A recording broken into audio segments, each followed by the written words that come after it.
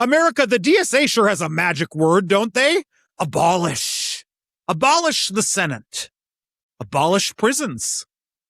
Abolish ICE. Defund the police.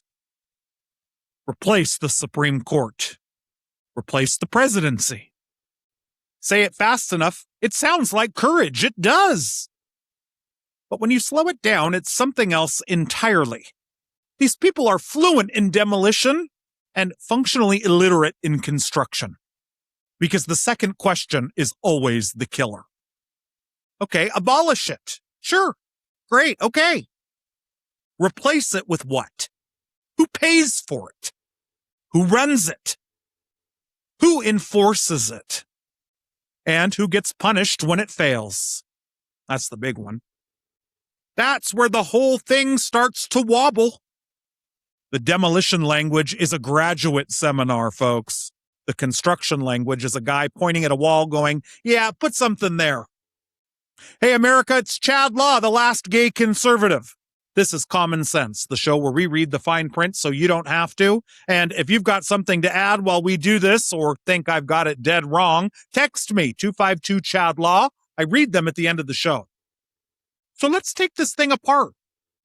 On Friday, I showed you two of their leaders come apart under a four-word question. And a bunch of you told me to slow down and do it properly. So here's the move in 20 seconds, because the move is this entire episode. Their national co-chair says they believe in taxing the hell out of millionaires. Terrific sentence. Sounds muscular. Sounds like somebody who's already been in the meeting, already run the numbers, already lost patience with everyone in the room, right? Put it on the desk and pull it apart. Tax is a real word. Somebody's going to owe money. The hell out of, that's not a rate. That's not a number. That's a temperature. It tells you how angry we're going to be while we do it. Millionaires, that's the defendant. But take the heat off. Read what's left standing. We think some wealthy people should pay higher taxes. That's it. That's your revolution. The proposition is about as radical as a minivan. Democrats have run on it since before I was born. It's been in the platform for 50 years. Every ounce of energy in that sentence came from three words that contained no information whatsoever. That was one sentence. Today, we do it to an entire platform. And here's where I say something you will not hear anywhere else this week. Everybody's fighting about the label. Is it socialism? Is it not socialism? Are they Marxists? Are they just Denmark with worse food? My side runs that word up the flagpole and hopes you get scared. Their side runs the same word up the same flagpole and hopes you get inspired. And it's working beautifully for both of them. But as long as we're arguing about the word, nobody ever has to answer the construction question. The right gets a monster. The left gets to sound like a revolution, and the Democratic Party gets to look reasonable, rejecting a verb while quietly keeping the direction. Everybody at that table's getting paid, except you. It's a professional wrestling feud where both guys own the arena. So we're not just doing the label today. Not, is socialism bad? That's too easy. That's cable news baby food. Here's the better question. Why does the DSA sound revolutionary about what America needs to destroy and sound like a normal progressive Democrat the second you strip the slogan off the actual policy? Because most of this isn't some brand new socialist blueprint. It's tax more, spend more, regulate more, unionize more, subsidize more. Standard Democrat policy inventory. And I don't say that as an insult. I say it as a reading assignment. Their program came out last month. It's free. It took me 40 minutes. So here it is. Here's the word after the revolution. Universal health care, free college, rent control, and tax the rich. That is not the storming of the Winter Palace. That's a Democratic primary debate with better lighting. Every one of those has been argued on stage, on television, by somebody with a D next to their name in my lifetime. Now, some of it is genuinely radical, and I'm not soft-pedaling it because the real thing is worse than the caricature. Same document. Replace the president and the Supreme Court with an executive and a judiciary chosen by a subordinate to Congress. Draft a new constitution. Not amend one, draft one. Folks, nobody says draft a new constitution about a country they're planning to stick around in. But look at what's wrapped around all of it. oppressor and oppressed, abolition, liberation, the owning class. And underneath every line, the same moral suggestion that America is not a flawed country you fix. It's an exploitation machine you must dismantle. That's the difference, not the spreadsheet, the story. And that is why the Democratic Party cannot decide whether to disown these people or borrow their vocabulary. Right now, they're attempting both in the same sentence on camera. It's not working. So today we're doing translation. Take the slogan, strip off the costume, and ask the only question that matters. Is there a construction plan under there? Or is this just demolition language pretending to be compassion? Well, let's find out. Let me tell you where this document came from, because it does matter. This is not a tweet. This is not 4 people in Portland going rogue at a meeting with a folding table and a laptop. Last year, the DSA held a national convention and elected a committee to write a program. That committee met most weeks from April through June. National political committee members, heads of their national committees, rank and file, they wrote it, debated it, edited it, and sent it upstairs to be approved. There are minutes. Somebody made a slide. Somebody said, let's take this offline. It's called Workers Deserve More. It went up last month, free on their own website. There's a print version if you'd like to hold it. So when somebody tells you this is a conservative caricature, it's a PDF. It has a table of contents off their own website. And I want to start where they start, because if I skip this, I'm doing the exact same thing I spent Friday complaining about. The program opens with a story. A day without capitalism. It asks you to imagine a day off. You like your work. You're trained for it. You work as much as you're able and no more than needed. You don't really have bills, no debt, no landlord, no mortgage, no health insurance. Your retirement's publicly funded. And then it asks you what you do with the day. Walk your kids to school, run errands, doctor's appointment, play a sport, see friends at night, eat together, maybe go to the movies. And then it says a socialist day off could be like any good day now. I'm not making fun of that. I'd be lying if I did. That's a person describing a life without dread. That's the whole pitch.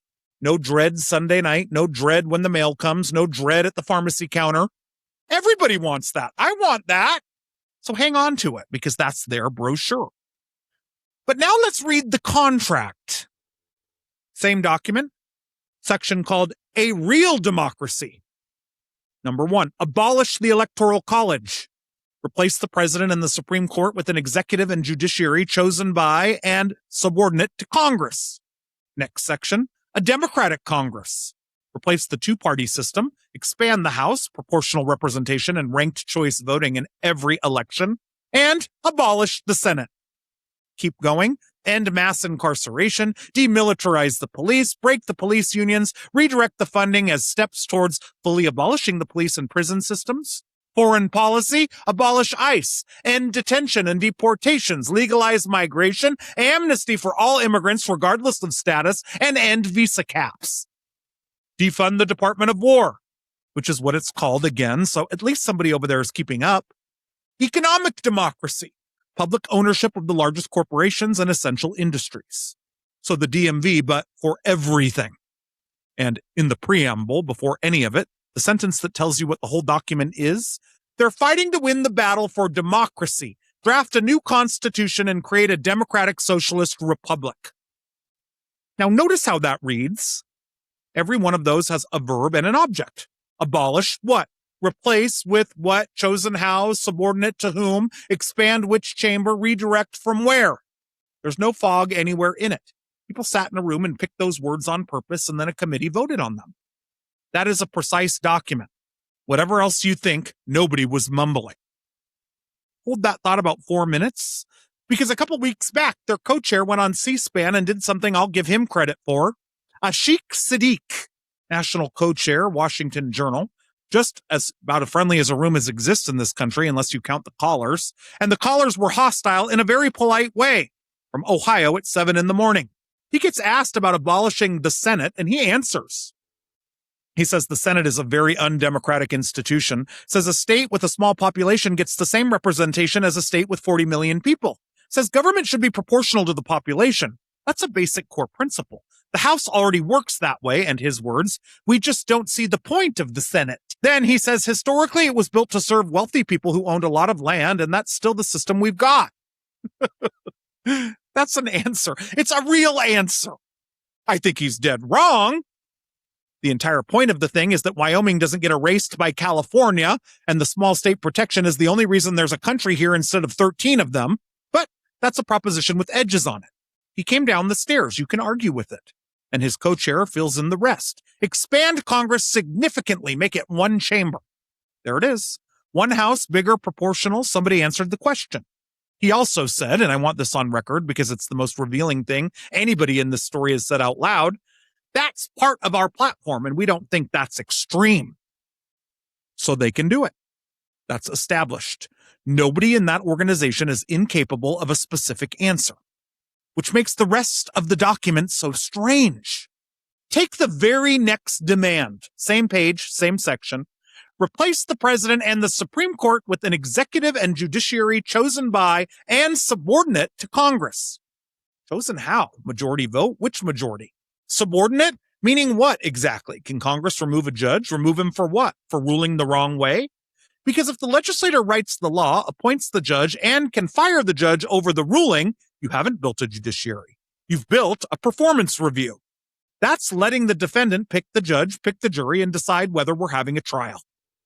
And who's the executive? Somebody Congress picks. Who answers to Congress is not a president. We already have a word for that. It's called staff. They didn't abolish the presidency. They demoted it to middle management. Now, the strongest version of their side, and I looked it up instead of guessing, that's roughly how a parliamentary system works. There are functioning democracies that pull executives out of the legislature. Britain, Israel, it's a real answer. I'm not pretending otherwise. But here's my problem with it. Those countries have the rest of the plumbing. They have a separate head of state, independent judicial appointments, conventions built over centuries, and every one of them has spent the last 10 years in a knife fight over precisely this. Israel damn near came apart over whether the legislature could overrule its own Supreme Court. So subordinate to Congress isn't a design. It's one word carrying an entire branch of government, and nobody defined it, period. Then there's the new Constitution. Who drafts it? Which convention? Who's in the room? And who picks them? What's the ratification threshold? Because right now you need 2/3 of both chambers or 2/3 of the state calling a convention, and then 3/4 of the states to ratify. And one of the two chambers you'd need is the one you just abolished. That's asking a building to demolish itself, then sign for the delivery. There's a chicken and egg situation in there somebody should raise at the next meeting, but we can't rely on journalists to ask honest questions of these people. Oh, and then the big one. Steps towards fully abolishing the police and prison system. Towards. That's the word. That's the entire legal department sitting in one preposition. Towards is doing the same job that, quote, up to 70% off does at a mattress store. Because on television, it's abolition. Moral, total, clean, fits on a sign. And the second somebody asks what happens on a Tuesday night in Los Angeles, it becomes a horizon. Long-term, directional, something we're working towards. I'll take that seriously because it's the defense they'd give, and it isn't crazy. No movement implements everything at once. Every political program in American history has had things that it outran the next election. True. But long-term is not a governing blueprint. Long-term is how you keep the verb and put down the burden. You say abolish at the rally and step towards at the hearing, and the two audiences never meet. And here's the tell.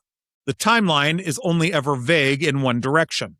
Nobody has ever once said we intend to gradually phase out the Senate over several decades as conditions allow.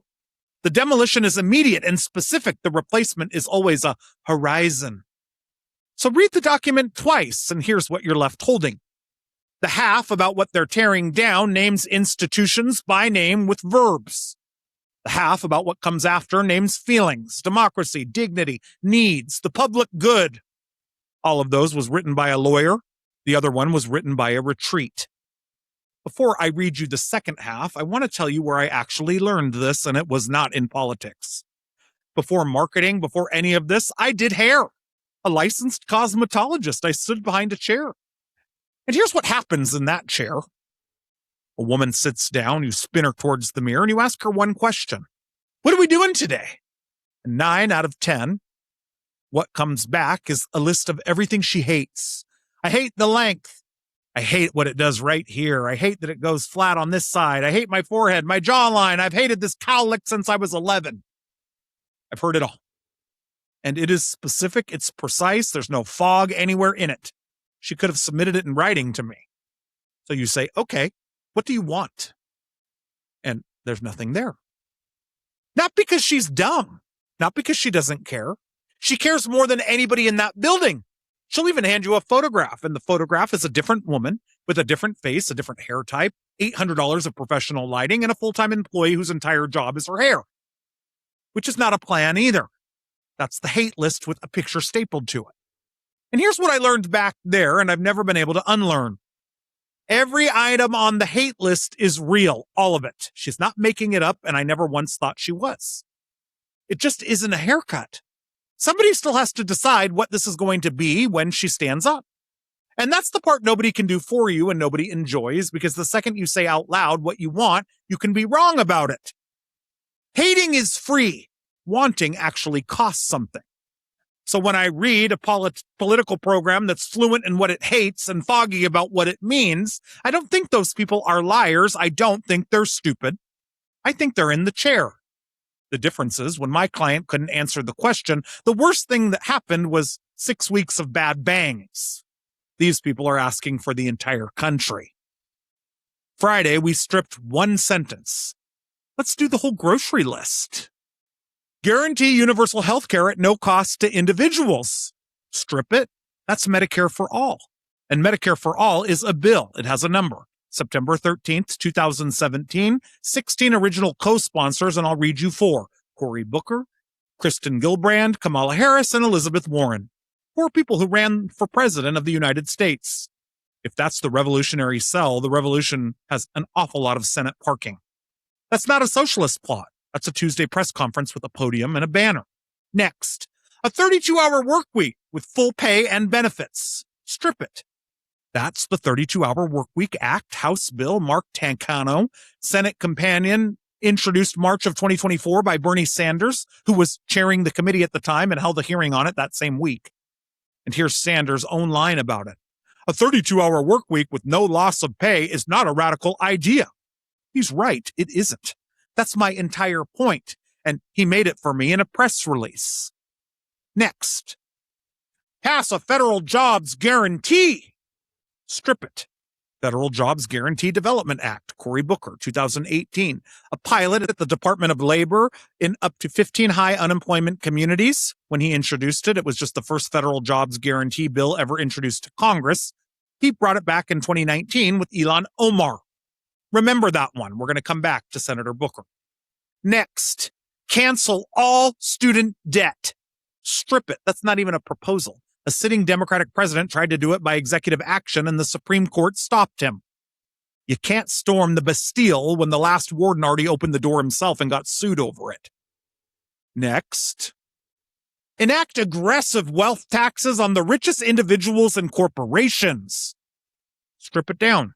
Tax rich people buy things. Elizabeth Warren ran an entire presidential campaign on that. There was a calculator. It was on her merchandise. This is not radical, folks. These are Democrats wearing radical clothing. Run the tape back.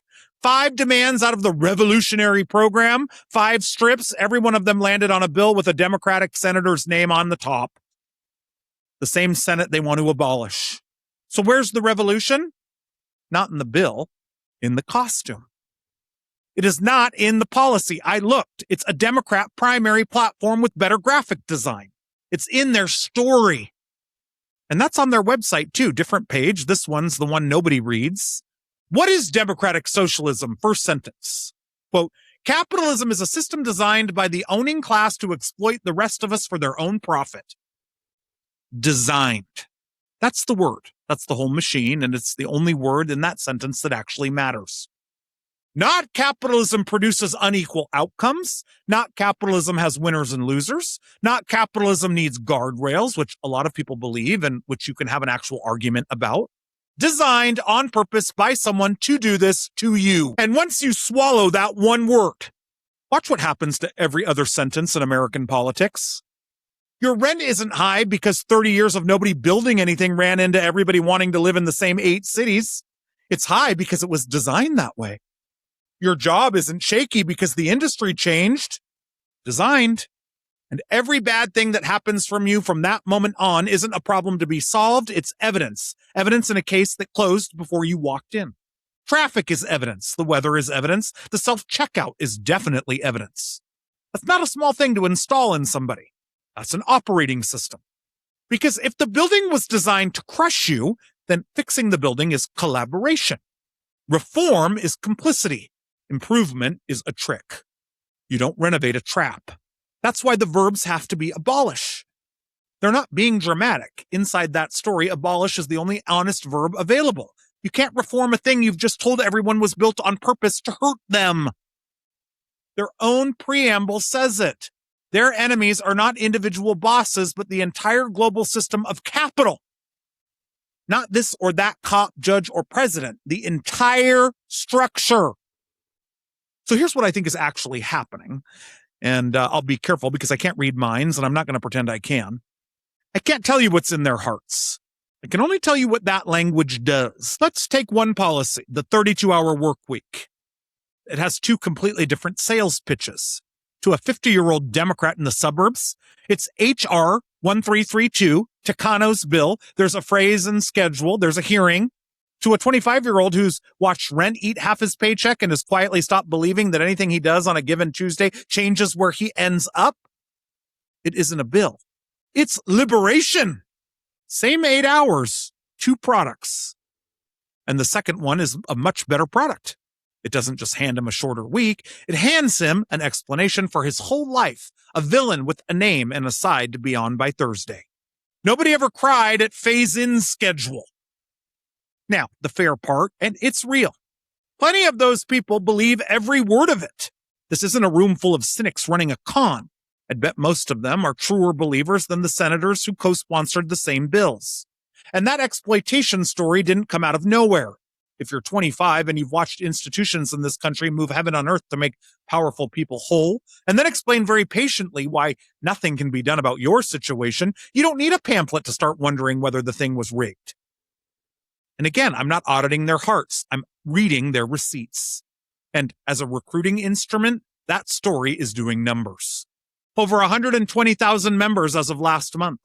And a CNN poll at the end of July, about a third of Democrats now call themselves Democratic Socialists. A third. That's no longer a faction. That's a wing of the party with a printed program. Which leaves a question I could not put down this week. If the policy is Democrat policy, and the co-sponsors are Democrat senators, and a third of Democrat voters now use the label, then why is every Democrat in Washington acting like these people just moved in next door? Been there since the 80s. They didn't move in next door. They've been in the House since 1982, ladies and gentlemen. 1982. Think about it. March of 1982, Detroit, 2 left-wing groups merge and the Democratic Socialists of America exists with about 6,000 members. Folks, I spent a long time in marketing, so track this as a product. 1982, 6,000. Late 2014, 32 years later, roughly 6,500. That's what a brilliant businessman Bernie Sanders is. 3 decades, 500 customers. That's not a growth chart. That's barely a pulse. Then it goes to over 120,000. Here's what a marketer knows that a pundit usually doesn't. When something sits flat for 30 years and then goes vertical, the amateur says, great product. It's almost never the product. The product didn't change. The market moved to it. Same demands, same analysis, same oppressor, same oppressed. What changed is the customer, a generation that came up through 2008 with student debt and a housing market that priced them out of their life the parents had. You don't have to sell that person the idea that something's wrong. They showed up pre-sold. The product was never bad. It was early. And they needed Common Core education to catch these people up to it. And the placement changed, which is the part I find genuinely impressive, and I don't have to say that lightly. Because the founder of this organization, Michael Harrington, wrote the distribution strategy at the beginning. He called it realignment. Don't run as a third party. Third parties lose in this country, always have. Work inside the Democrat Party and move it from within. That's not conspiracy theory. That's on his own history page, published since Reagan's first term. And it's a good plan. Look, because you don't have to win America. You have to win a primary in a district where the primary is the whole election and the turnout is a rounding error. You don't need a majority of the country. You need a Tuesday in June and about 9,000 people. That's it. So 44-year-old product in the original packaging, distribution designed in at the factory, and a market that finally showed up through Common Core education, which brings us to the part where the Democratic Party pretends it has never seen the box. 2 weeks ago, a reporter named Igor Bobik did the simplest thing in journalism. He walked around the Senate and asked Democrats about it. What came back is the best evidence I've got. Elizabeth Warren asked about abolishing the Senate. She's a senator. I don't even know what they mean by that. I don't have any idea. Senator, a third of the people who vote for your party use that label. Their program's been online for a month. It has a print edition. And you co-sponsored their healthcare plank twice. That's like the CEO of Coke saying he's not really familiar with Pepsi. Bernie Sanders, the man who spent 40 years making that word sayable in American politics, who put the 32-hour work week in front of his own committee, asked whether he supports abolishing the Senate.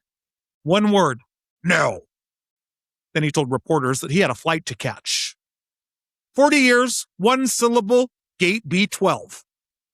Mark Kelly of Arizona says it's in the Constitution. It's a critical component of the government, and in his view, it's not a serious recommendation. And he's right. I'll give that flat, no notes. John Fetterman, who the only person in this entire story who sounds like a human being, says these people sat in a room and asked how much crazy stuff they could cream into a platform. Abolish the Senate? Sure. Abolish the presidency? Yeah, why not? And then he says the line that should have been in the story. I'm unique. I'm the only Democrat that will call it out. Nobody corrected him. He's right. Fetterman is out there doing the work of an entire opposition party in a hoodie. It's crazy to me.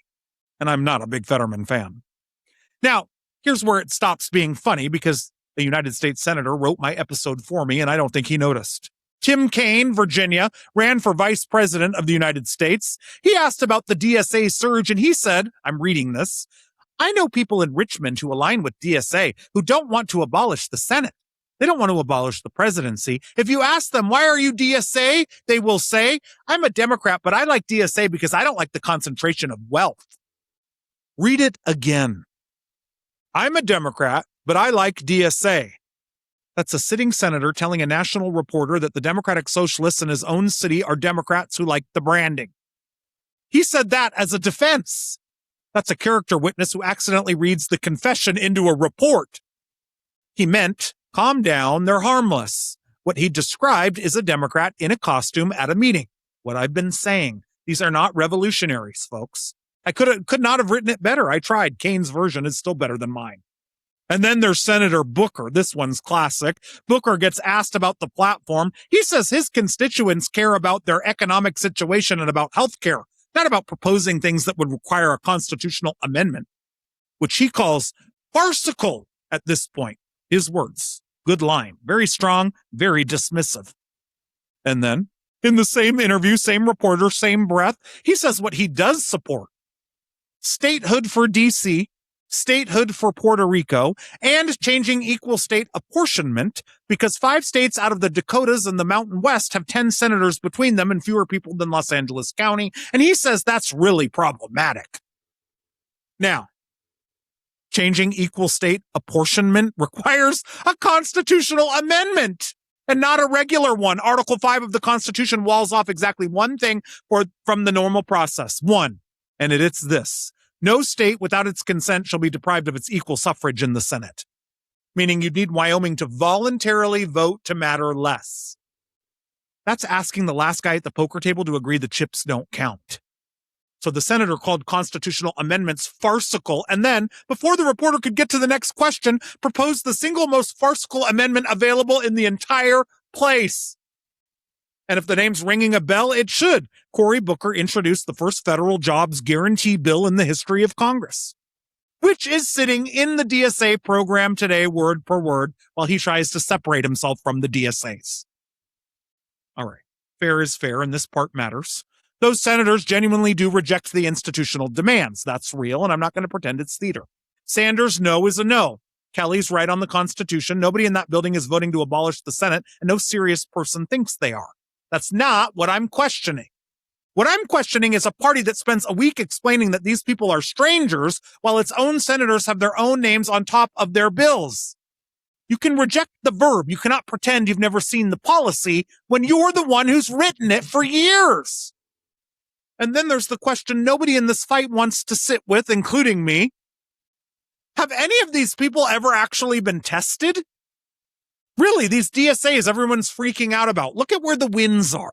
New York City, a handful of House seats in districts so blue the primary is the election, state legislative seats in college towns. Those aren't tests. That's a focus group that votes. Winning a primary in Brooklyn is not a referendum on America. It's a referendum on Brooklyn, and Brooklyn already told us. Win a June primary where turnout is a rounding error and everybody in the room already agrees with you, and you have not been evaluated by the American people. You've been evaluated by the people who show up. So watch what happened this month in the middle of the country when actual voters got handed the actual DSA thing. Wisconsin, Francesca Hong, Democratic Socialist, state assembly member running for governor, led every poll for months. The final one had her at 44%, 22 points clear. She lost by about half a percentage point, fewer than 4,000 votes. 22 points in the polls, 4,000 votes in the actual box. And before that vote, look at who wasn't standing next to her. Bernie Sanders declined to endorse her, told Jon Favreau that he was not that familiar with the race. AOC declined and the national DSA declined. And after she lost, Sanders told Politico that they just have limited resources. Here's my opinion, and I'm labeling it as a one, because I can't prove it, and neither can anyone else. But I think the DSAs can count. I think they looked at Wisconsin and at her old posts about abolishing prisons and defunding the police and made a decision about the endorsement record. Because those same two people endorsed Mandami in New York City, they endorsed El Sayed in Michigan, Sanders got involved in a governor's race in Maine, just not that one. Limited resources. And the real test is still coming. Abdul El Sayed won the Democratic Senate primary in Michigan on August 4th, endorsed by Sanders, running on Medicare for All. He won at 48.5 to 47.5. 1 point in a Democrat primary. Now he goes to a general election in November in a state Donald Trump carried in 2024 against Mike Rogers, who has Trump's endorsement and outside money landing at a level nobody in Michigan has ever seen. That's the first time one of these candidates faces the middle of the country with the whole country watching. So anyone telling you this is an unstoppable wave is guessing. Anybody telling you it's already dead is guessing too. We don't know yet. Nobody does. But there are only three things that can happen, and I'd watch for which one you are seeing. 1, the party absorbs them. Democrats do what we just did. Strip the costume, look underneath, and go, oh, this is our stuff, just louder and madder. And then they decide the volume is the point because you can't get a 24-year-old off the couch with a phrase like in schedule. That takes the word abolish, fine. They reject the idea these people are radicals and they vote. That might happen. 2, Democrats don't vote at all. The quiet one, the 58-year-old who's fine with the universal health care and not fine with rewriting the Constitution, does not switch teams. People almost never switch teams. They just find something else to do on a Tuesday. That's how you lose Michigan to a lawn that needed mowing. 3, they take the lesser of two evils. They decide the radicalism is real, it scares them, and they hold their nose in the other direction and vote Republican. Fear of radicalism is the most reliable vote mover in the history of this country, and it works from either direction. It moved voters against the left in 68 and 72, and against the right plenty of times since. It also, very often, is irrational, which has never once made it less effective. Now, notice what all three have in common. Not one of them turns on the policy. Nobody in America is staying home over a 32-hour work week. Nobody's crossing party lines over childcare. All three get decided by the vocabulary, which means the words we spent this hour taking apart are not a side issue and not a language lesson. They're the variable. They may be the whole election.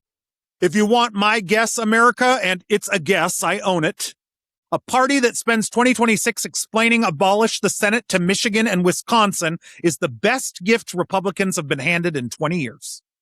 But I'd have said that kind of thing before Tuesday. So would every poll in Wisconsin. They had her up by 22 points. So let's all be a little humble about the guessing. What I'm not guessing about is the language. That's the part on paper. And one more thing that happened in Wisconsin nobody's talking about. When the general election got close, Hong said in a debate that she does not support the full platform of the national DSA and that she isn't endorsed by DSA nationally, walking back her own 2020 post about abolishing the police. So the costume came off with about 8 months to go, which tells you exactly what the costume was for. The primaries. So here's what you're actually holding, folks. A policy inventory that's been on Democrat letterhead for a decade. A moral story that says the country was built on purpose to hurt you.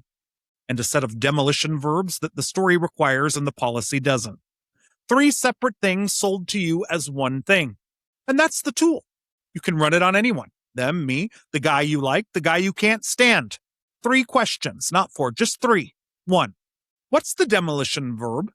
What exactly do they want gone? Is it abolish, defund, dismantle, drain, replace, take back? Write it down. Number 2, what's the moral story? Who's the oppressor? Who's the victim? And who gets to be innocent in this version? Every one of these comes with a cast list, and yours was handed to you before you agreed to anything. 3, and this does all the work, what's the construction answer? What replaces it? Who pays? Who runs it? Who enforces it? And my favorite, who gets punished when it fails? That's the big one. If 1 and 2 are crisp and 3 is a fog, you haven't been handed a program. You've been handed a mood with a wrecking ball. And folks, I'd tell you to run it on the DSA, but you don't need me for that. You'll enjoy that too much and it won't teach you anything. You already know these people are crazy. Run it on the next thing that comes out of my mouth. Now, let's actually do the thing they asked you to do. Their program fairly opens by asking you to imagine a day without capitalism. So let's take them up on it. Picture it all the way back. By the way, you're reading by a lamp full of whale oil. That's not a metaphor. That was the lighting industry. Ships went out for years at a time. Men died doing it. The product came home in barrels, and it was the most expensive option on the market. The pre-capitalist supply chain was a boat full of guys hunting the largest animal on earth so you could read after dinner. And if you weren't well off, your day ended when the sun went down.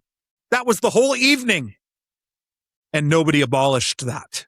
There was no movement. Nobody wrote a program. Nobody marched on Nantucket. Nobody stood up and demanded the dismantling of the extractive maritime whatever. There was no harpoon justice working group, folks. Somebody merely worked out how to make kerosene out of crude oil. Burned about 6 times brighter at a fraction of the price. And the whale oil lamp was gone inside a generation. Now, before somebody clips that and lies about it, no, that did not end whaling. That's not the conversation I'm having. Whaling actually got worse in the next century before treaties finally shut it down. I'm not telling you markets fix everything, and if I did, you should run my own 3 questions on me for saying it. My point is narrower than that and harder to argue with. The thing that ended the whale oil lamp wasn't a verb. It was an answer to, quote, what replaces it? So all a construction answer is, somebody shows up with the next thing and the old thing doesn't have to be destroyed. It just stops being necessary. So here's where I land, and this part's for one person. If you're young and you're angry and the numbers on your life don't work no matter how many times you run them, I'm not here to tell you you have been fooled. I don't think you have. Your read on your own situation is probably sharper than mine. But look at what you're being handed. You may think you're voting for a revolution, but it's really just a dressed-up Democrat, folks. And I want to be precise about who that insults, because it isn't the Democrat. It's you. Nobody offered you a bad policy.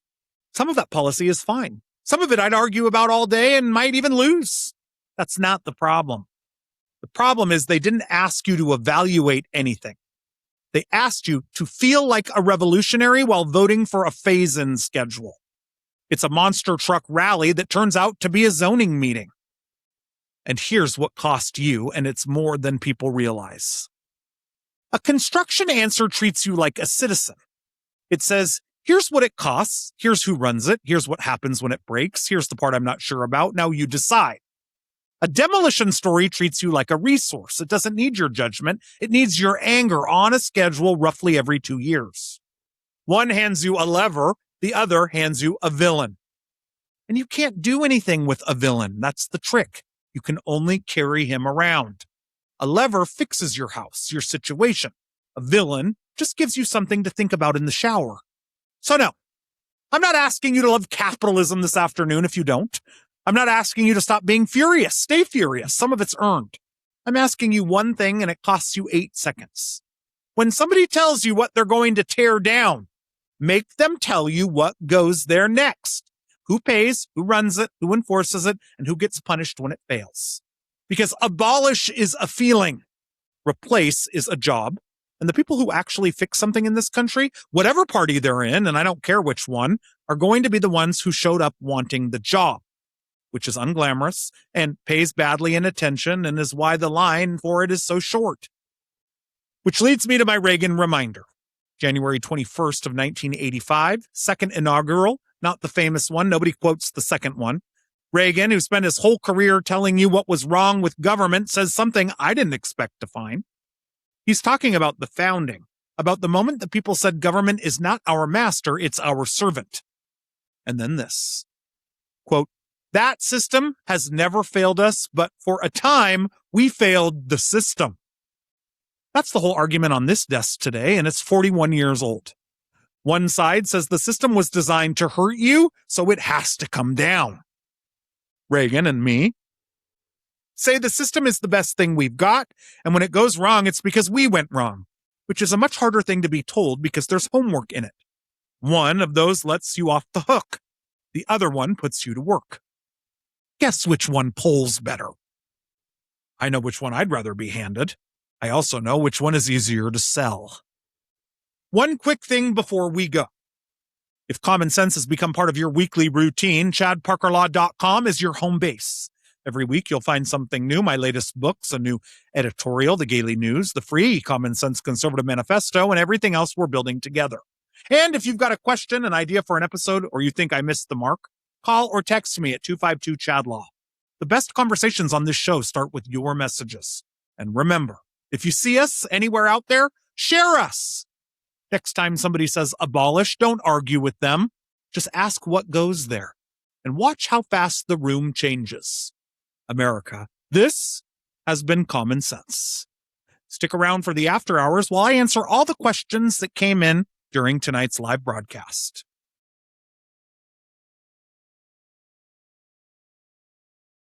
All right, phones lit up. Let's get into them. Kyle 3097. Wait, where'd the intro video go? Kyle, it's gone. Killed it this week. Here's why. 30 seconds of logo animation right at the front while you're sitting there deciding whether to stay. And the data on that is not closed. So a third of people are gone in the first 30 seconds, more than half inside the first minute. And one on the top reasons is branded content. So I was spending most valuable 30 seconds showing you my name, which you already knew. That's why you clicked. Turns out the branding is me. I'm the branding. It's a talking show, so you don't need the video. All right, Marguerite 8412. Do you think any of them have actually read the whole platform?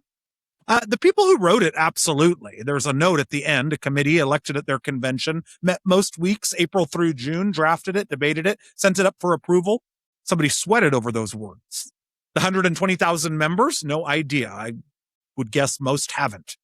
And I'm not going to be smug about it because if I pulled my side on what's actually in the last platform we ran on, I'd be embarrassed for everyone involved, possibly including myself.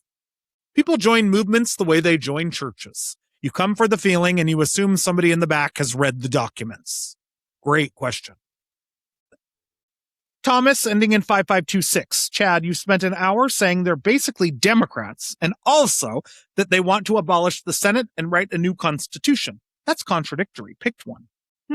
Thomas, that's the best objection to this episode, and I've sent the same text. Here's my answer.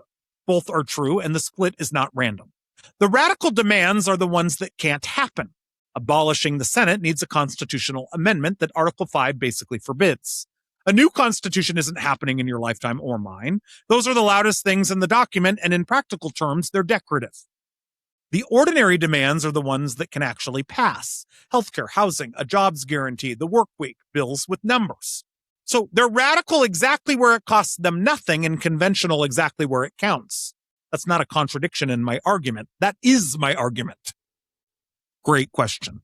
All right, next one, Bridget, 881180.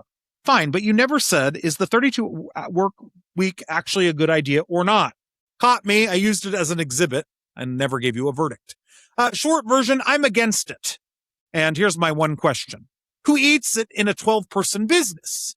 Mandate that everybody produces the same output in 4 days and gets paid for 5, and somebody's hiring a 5th person or eating the loss or quietly turning full-timers into part-timers. My money's on the third one. But look what just happened. I can have that argument. There's a bill, there's a phase-in, there's a cost, and somebody can show up with a study out of Britain and tell me I'm wrong.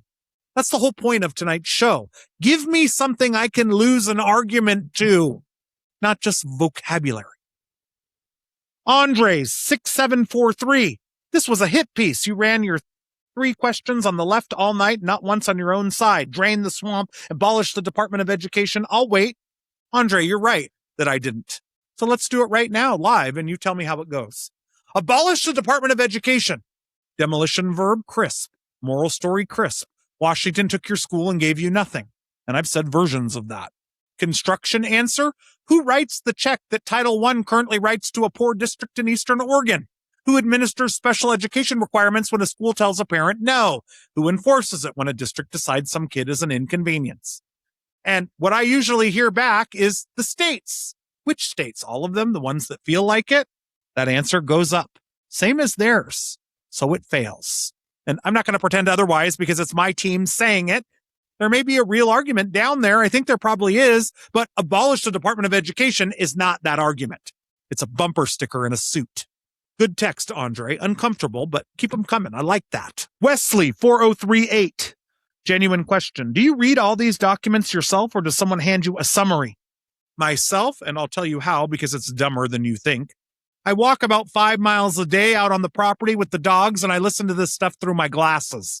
Not earbuds. I've got these Shrek ears, and earbuds hurt my head and my ears. So picture a grown man walking through cattle at 7 a.m, listening to the Democratic Socialists of America explain a day without capitalism while a heifer stares at me. That's the operation. That's the whole newsroom. And I'd rather do it that way because by the time I get back to the desk, I've usually worked out which sentence is the thing carrying everything. Today, it was one word, designed. All right. That's the show. Go ask somebody what goes there. And remember, I'm Chad Law, the last gay conservative, America's binary brother, saying, God bless you, President Reagan. And as always, may God save America. It's wonderful.